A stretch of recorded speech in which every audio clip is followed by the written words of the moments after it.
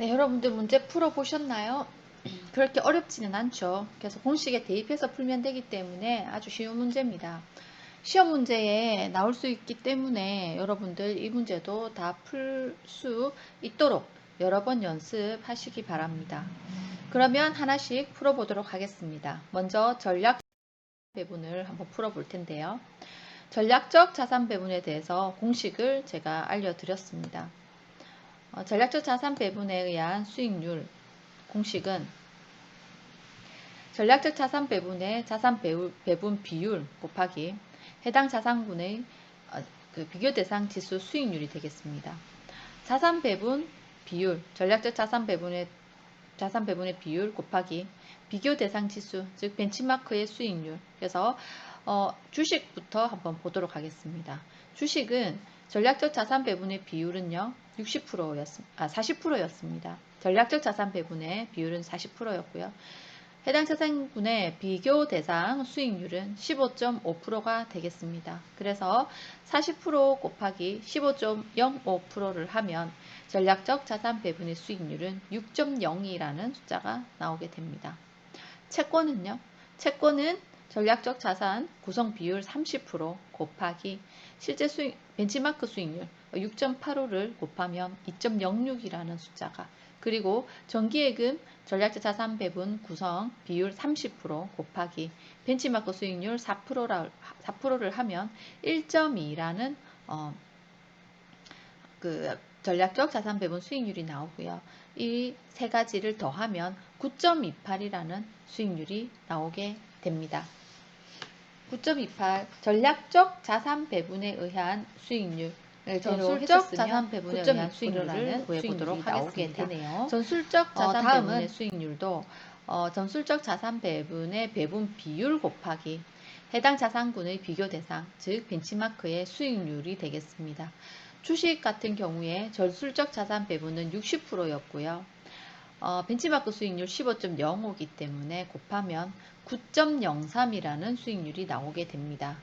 그리고 채권에 있어서 전술적 자산 배분 비율은 10%였고요. 10% 곱하기 벤치마크 수익률 6.85를 하면 0.69라는 수익률이, 그리고 현금은 전술적 자산 배분 비율 30% 곱하기 벤치마크 수익률 4%를 곱하면 1.20이라는, 그래서 세 가지 수익률을 더하면 10.92라는 또 전술적 자산 배분 수익률이 나오게 됩니다. 전략적 자산 배분 수익률에 비해서 9.28에 비해서 전술적 자산 배분 수익률이 10.92로 더 높아졌다는 것을 알 수가 있습니다. 그러면 실제 포트폴리오 수익률도 한번 볼 텐데요. 전체적으로 한번 보겠습니다. 실제 포트폴리오 수익률은 주식을 종목을 선택함으로써 마이너스 3.33이라는 좋지 않은 이제 수익률이 나오게 되는데요. 이 실제 포트폴리오 수익률은 어떻게 나왔느냐라고 했을 때 실제 포트폴리오 수익률은 마이너스 3.3인데 나온 공식을 보면 마지막으로 실행하기로 했던 자산 배분 비중, 전술적 자산 배분 비중 60% 곱하기 실제 수익률 결과인 마이너스 5.55, 전술적 자산 배분 비율 곱하기 실제 수익률 마이너스 5.55를 곱하니까 실제 포트폴리오 수익률은 마이너스 3.33이 나왔습니다. 채권 수익률은 전술적 자산 배분 비율 곱하기 실제 채권 수익률을 했더니 0.72가 나왔습니다. 현금은요? 현금은 전술적 자산 배분 비율 곱하기 실제 수익률 3.80을 했더니 수익률이 1.14가 나왔습니다. 셋을 더하니 마이너스 1.47이라는 수익률이 나왔습니다. 전략적 자산 배분 수익률보다 전술적 자산 배분 수익률보다 수익률이 훨씬 못함을 알 수가 있습니다. 자산 배분 효과도 한번 보겠습니다. 자산 배분 효과는 실제 수익률과는 상관없이 내가 전략적 자산 배분이었던 자산 배분을 전술적 자산 배분으로 바꿈으로써 효과를 보는 것입니다.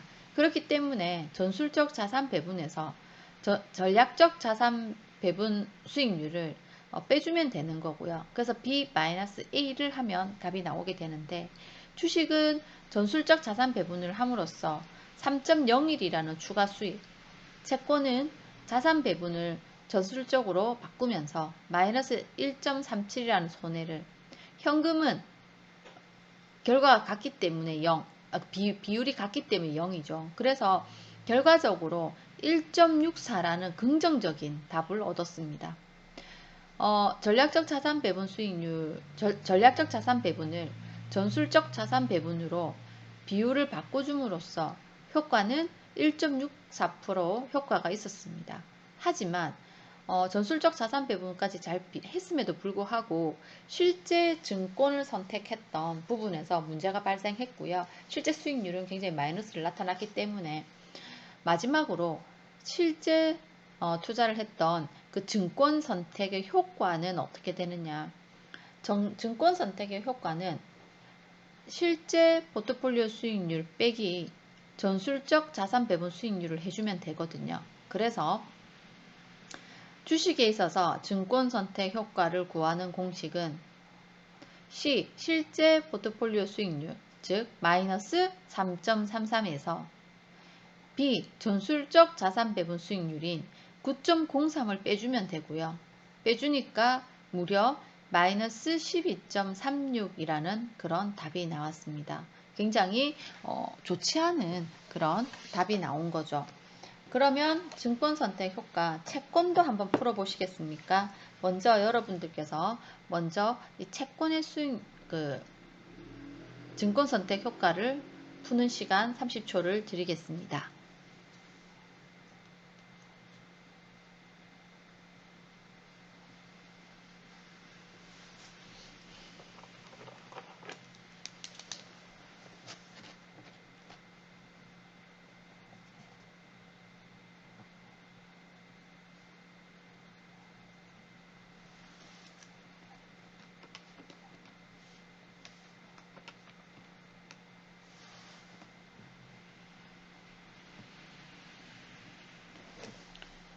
풀어보셨습니까? 저도 여러분과 같이 풀어봤는데요.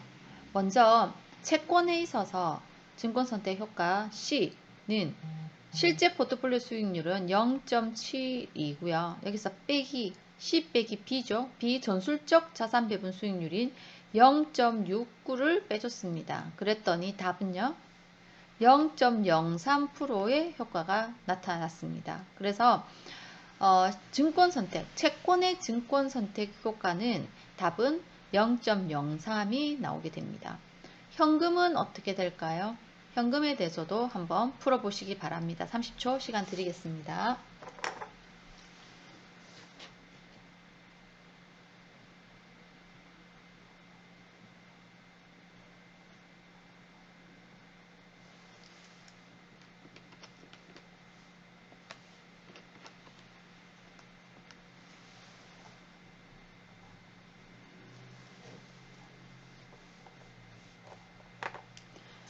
푸셨나요? 저도 같이 한번 풀어봤는데요. 먼저 현금에 있어서 C, 실제 포트폴리오 수익률은 1.14고요. 빼기 B, 전술적 자산 배분 수익률의 결과는 1.20입니다. 1.14에서 1.20을 빼니 답은 마이너스 0.06이 나왔습니다. 즉 마이너스 0.06 증권 선택 효과가 나타났습니다. 그러면 총 수익률을 이제 더해봐야 되는데요. 증권 선택 효과 주식의 결과값과 증권 선택 효과 채권의 결과값과 증권 선택 효과 현금의 결과값을 더해 보시면 되겠습니다.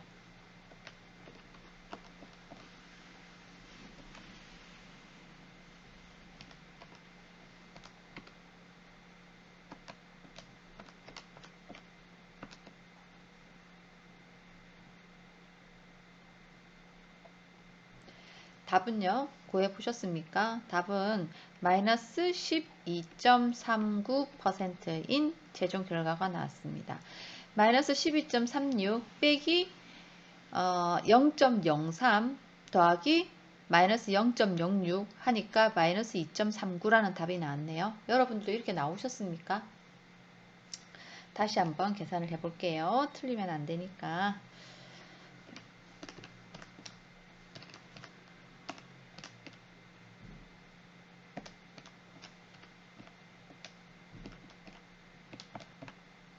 네, 12.39 마이너스가 나왔습니다.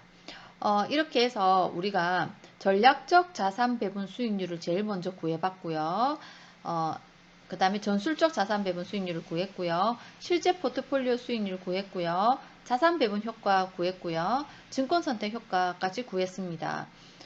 이렇게 다양한 그 문제를 푸실 줄 아셔야 되고요. 시험 문제 출제되는 거 강조드립니다. 그래서 저희가 치는 중간고사 또는 여러분들께서 치게 될 각종 자격증 시험에 이 문제를 푸는 것 출제될 수 있으니까 연습 여러 번 해보시길 바라겠습니다.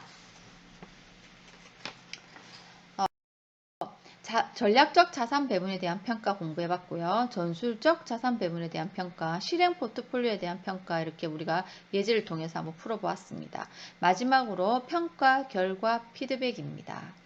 고객의 재무 상황이나 경제 여건의 대폭적인 변동으로 인해서 기존에 설정한 전략 포트폴리오의 배분 비율을 변경할 필요가 있습니다. 또 전술 포트폴리오의 성공 및 실패 요인 분석은 고객의 심리적 오류에 기인한 전술 포트폴리오 변경 실패의 경우 적절한 피드백이 필요합니다. 세 번째, 성과 평가 후에 재설계되는 전술 포트폴리오 구성 비율을 결정하게 됩니다. 이렇게 평가 결과를 또 피드백하는 과정이 있습니다. 이상으로 우리가 자산 배분 전략의 성과 평가하는 것과 리밸런싱에 대해서 배웠는데요.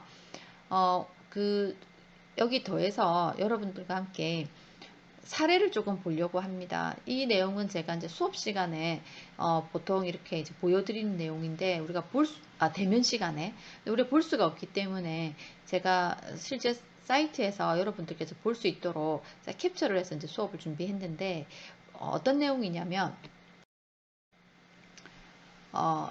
샤프 지수에 대해서 어떻게 한번 살펴보는지 보겠습니다. 샤프 지수와 우리 트레이너 지수, 젠센의 알파 지수 이렇게 이제 공부를 했는데 실제 펀드에서 활용은 어떻게 되는지를 한번 볼게요. 먼저 우리가 수업 시간에 대면 시간에 보여드렸듯이 대부분의 정보는 네이버를 통해서 다 확인할 수 있다라고 말씀드렸어요. 물론 각 펀드들을 자산운용사 들어가서 자세히 보는 것도 더 좋겠죠. 하지만 그렇게 하려면 자산운용사마다 들어가서 그 펀드를 찾아야 되는 번거로움과 함께 굉장히 또 보는 그 자료가 통일성이 없기 때문에 찾기가 쉽지 않습니다. 그래서 우리가 찾는 대부분의 정보는 네이버의 증권에 다 있기 때문에 여기를 통해서 제가 보는 거 그때 알려드렸죠. 그래서 네이버에 들어가시면 중간에 보시면 증권란이 있습니다. 여기죠. 증권란. 저는 이제 증권에 대한 정보를 네이버에서 많이 보고요. 부동산의 정보도 이 네이버에서 많이 봅니다. 여러분들께서도 여기 정도만 활용해도 충분히 많은 정보를 볼 수가 있는데 증권하고 들어가면 또 이렇게 내용들이 뜹니다. 여기 보면 이제 금융홈이죠. 근데 여기서도요. 여러분들께서 들어가서 시장 지표라든지 리서치 자료라든지 뉴스를 보시면 또 굉장히 금융에 대한 정보를 많이 볼 수 있습니다. 저는 시장 지표에서 많은 정보를 매일 아침마다 이제 확인을 하고 있거든요. 정보를 볼 수가 있고요. 금융홈에 들어오게 되면 우선 이렇게 증시가 오늘의 증시가 이제 뜨게 됩니다. 그래서 이 자료는 제가 직전 자료를 넣은 겁니다. 언제냐면 4월 2일자 종가 기준입니다. 제가 지금 4월 3일에 영상을 찍고 있기 때문에 2021년 4월 2일자 주식의 코스피 지수 종가는 3112포인트였네요. 우리 이 정도는 상식으로 알고 있으면 좋습니다. 요즘에 코스피 지수는 한 3100 정도를 왔다 갔다 하고 있구나 정도는 여러분들 기억하셔야 돼요. 상식입니다. 그리고 코스피 200 지수, 제가 ELS 할 때도 기준으로 썼던 코스피 200 지수는 한 420포인트 정도구나 라는 거 알고 계시면 좋고요. 그래서 금융홈에서 이제 여러 가지를 여기 이 박스 안에서 조회를 할 수가 있거든요. 이 조회를 할 때 샤프 지수는 주식 종목을 판단하는 지수가 아니라 펀드를 판단하는 지수라고 제가 말씀드렸죠. 펀드를 기준 펀드를 위험 대비 위험 한 단위당 초과하는 수익을 나타내는 게 샤프 지수라고 배웠습니다. 그래서 이 검색에는 펀드를 검색을 해야 됩니다. 펀드. 그래서 여러분들께서 투자하고 싶은 펀드를 여기 치면 되는데, 여러분들께서는 펀드를 잘 모르기 때문에, 아직은 잘 모르기 때문에 제가 펀드 몇 개를 예시로 한번 쳐볼게요. 먼저 여기 검색을, 이건 삼성전자 주식이고요. 삼성전자 주식부터 말씀드릴게요. 제가 삼성전자 주식을 예시로 한번 찾아봤거든요. 이 다음 페이지가 펀드니까 그 전에 삼성전자부터 한번 볼게요. 죄송합니다. 여러분들에게 제가 삼성전자 주식을 한번 보여드리고 싶었어요. 최근에 삼성전자가 84,800원 정도 하고 있습니다. 코스피 지수가 3,100 정도 하고 있다.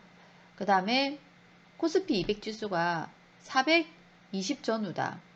는 거는 거의 상식입니다. 그리고 삼성전자가 한 주에 얼마 정도 하지? 이것도 거의 상식이죠. 왜냐하면 우리나라의 대표 시총 1위 종목이니까요. 삼성전자가 지금 84,800원 정도 하고 있습니다. 84,800원이면 한 주 살 수 있다 얘기입니다. 봤더니 오른쪽 단 한번 볼까요? 굉장히 재밌죠. 이 요약 정보가 나와 있거든요. 삼성전자는 시가총액이 500조래요. 삼성전자의 전체 주식의 금액입니다. 500조래요. 우리나라에서 코스피 우리나라에서 1위 하고 있습니다. 상장 주식 수 나와 있네요. 나와 있고요. 이 부분을 한번 보시면 외국인 소진율, 그러니까 외국인 비중이 54.6%나 되는, 외국인 비중이 우리나라 비중보다 더 높습니다. 그리고 밑에 보면 PER이라든지 수정 PER, PBR 이런 거 나오는데, 배당 수익률, 우리 이거 다 다음 시간에 이제 배울 내용들입니다. 배울 내용들 굉장히 중요한 개념입니다. PER이 22배다, 추정 PER이 16배다, PBR이 2.15배다, 배당 수익률이 3.53이다. 중요한 개념이고요. 다음 시간에 다 배울 겁니다. 이거는 삼성전자의 또 굉장히 상세한 기업 실적 분석인데요. 매출액, 영업이익, 당기순이익, 순이익률, ROE, 부채 비율, EPS, PER, BPS, PBR. 여러분들 이거 사실 제 수업뿐만이 아니라 배운 걸로 제가 알고 있습니다. 굉장히 중요한 개념이고 전부 다 우리 다음 주, 다다음 주에서 다 배울 내용입니다. 참고를 미리 봐두시면 되겠네요.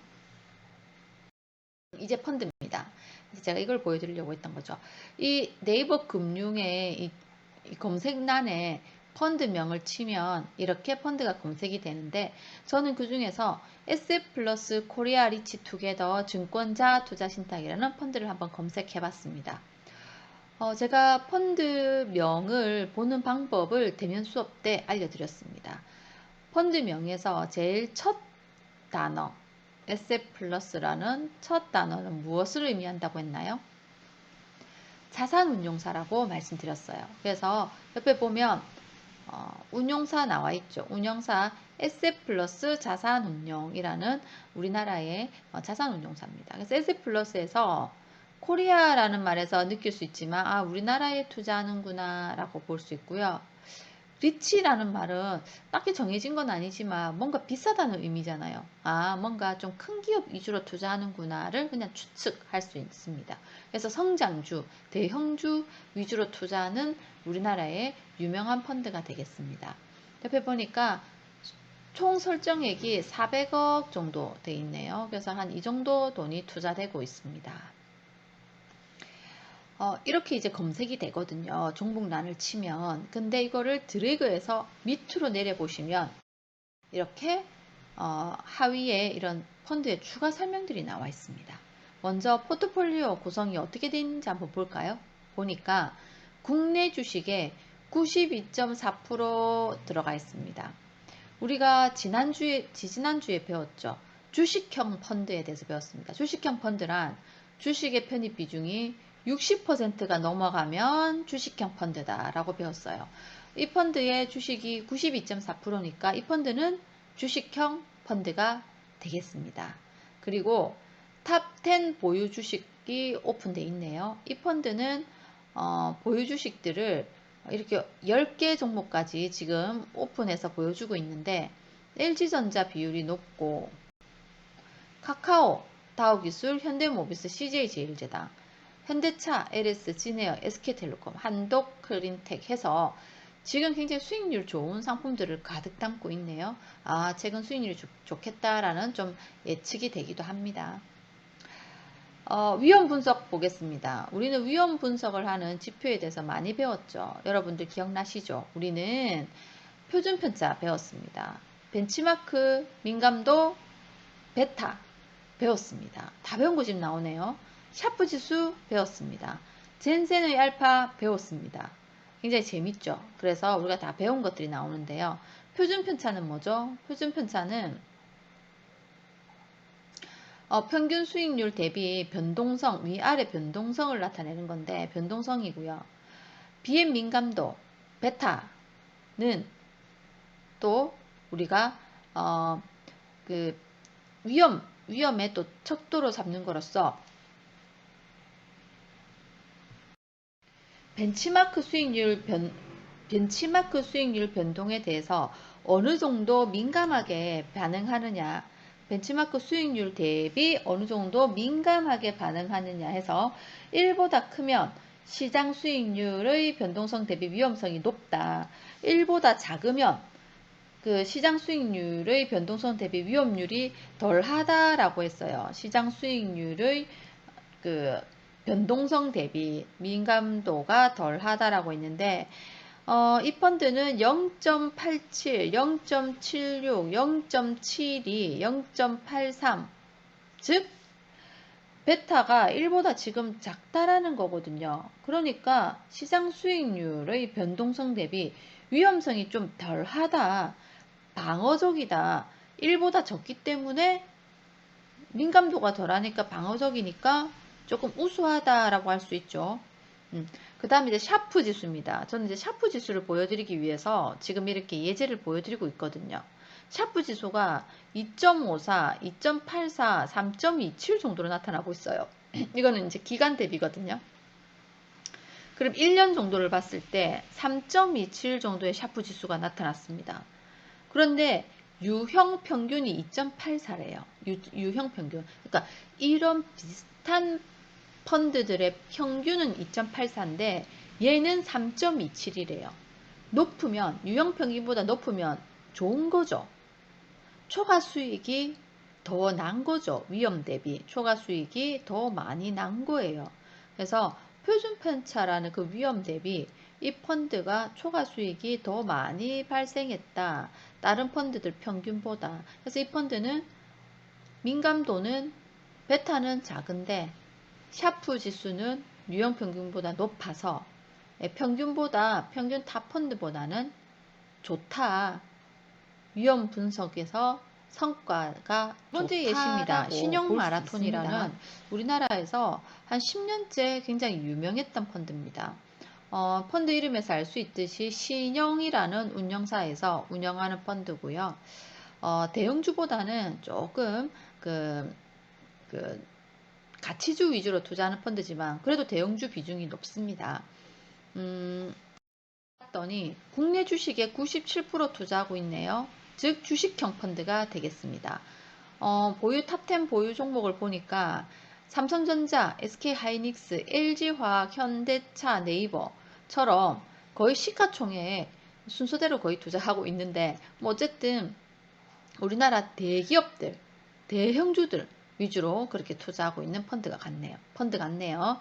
표준 편차를 보니까 26, 22, 1년이 한 20 정도네요. 우리 그 베타 지수를 보니까 0.90입니다. 아까 우리 S+보다는 조금 높지만 그래도 뭐 1보다 미만이니까 뭐 잘 방어적이라고 볼 수 있는데 유형 평균보다 조금 높네요. 유형 평균보다 높으면 뭐 조금 안 좋다 할 수도 있지만 뭐 거의 비슷비슷합니다. 제가 보려고 했던 샤프 지수를 보도록 하겠습니다. 샤프 지수를 보니까 2.72가 되겠습니다. 유형 평균이 2.84인데 2.72로서 샤프 지수는 제가 유형 평균보다는 높아야 되지 않을까요? 그래도 평균보다는 높아야 우리가 수수료를 내고 투자를 하는 이 펀드에 넣는 가치가 있는 거 아닐까요? 그래서 조금은 그 유형 평균보다는 낮아서 조금 실망스러운 어쨌든 조금 실망스러운 펀드 같아요. 그래서 앞 펀드 우리가 SF 플러스 코리아 리치 투게더보다는 샤프 지수가 좀 좋지 못한 그래서 수익률도 이 앞 펀드가 더 나았지만은 샤프 지수 위험 분석에서 샤프 지수가 조금 낮았다라고 볼 수 있고요.